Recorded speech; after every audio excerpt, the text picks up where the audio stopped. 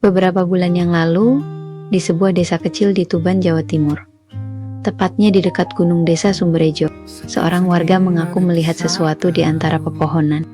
Katanya, bentuknya seperti kucing, tapi besarnya hampir seukuran kambing jantan dewasa. Malam itu, kabar itu menyebar cepat. Ada yang takut, ada yang penasaran. Tapi banyak yang percaya, mungkin itu adalah harimau. Di Jawa, kisah tentang harimau seperti ini bukan hal baru. Dulu, ratusan tahun yang lalu, harimau hidup di hampir seluruh pulau ini, dari hutan lebat sampai pegunungan. Tapi sekarang, mereka hanya tinggal dalam cerita, dan mungkin dalam kenangan saja. Indonesia pernah punya 3 jenis harimau.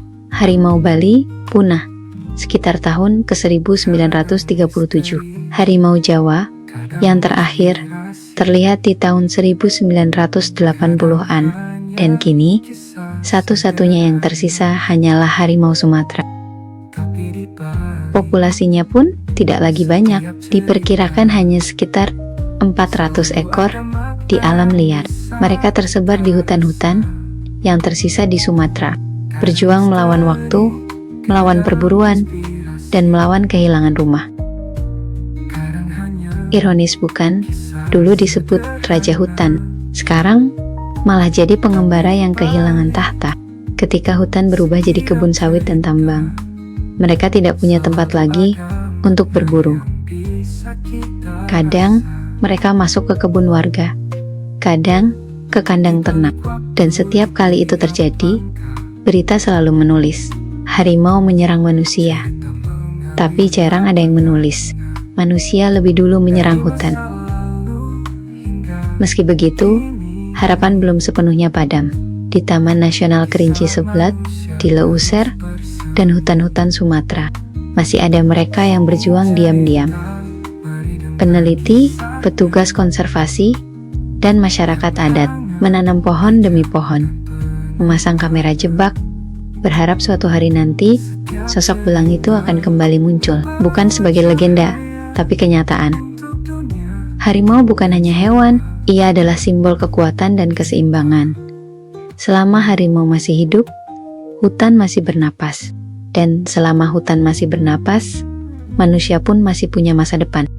Yang harus kita ingat, harimau bukan hanya korban, mereka juga pejuang. Di tengah hutan yang kian sempit, mereka masih melahirkan, berburu, dan menjaga anak-anaknya dari bahaya. Betina yang baru melahirkan bisa berjalan bermil-mil hanya untuk mencari mangsa, meski tahu di luar sana ada jebakan manusia yang menunggu. Ada anak-anak harimau yang tumbuh tanpa induk, belajar berburu sendirian di hutan yang tak lagi ramah.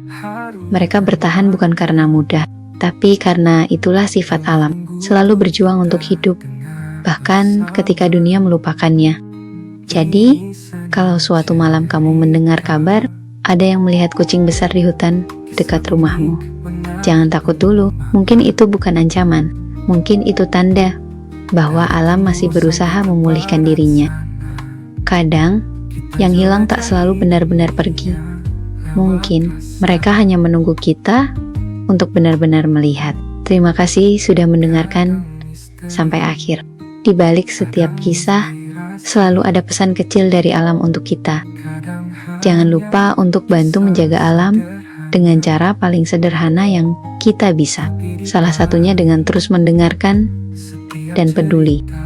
Dan begitulah kisah hari ini tentang raja yang tak lagi punya hutan, tapi masih berjuang untuk hidup. Jangan lupa untuk like, share, dan subscribe kalau kamu ingin terus dengar cerita-cerita seperti ini. Sampai ketemu lagi di Senin Cerita, tempat di mana setiap kisah punya makna.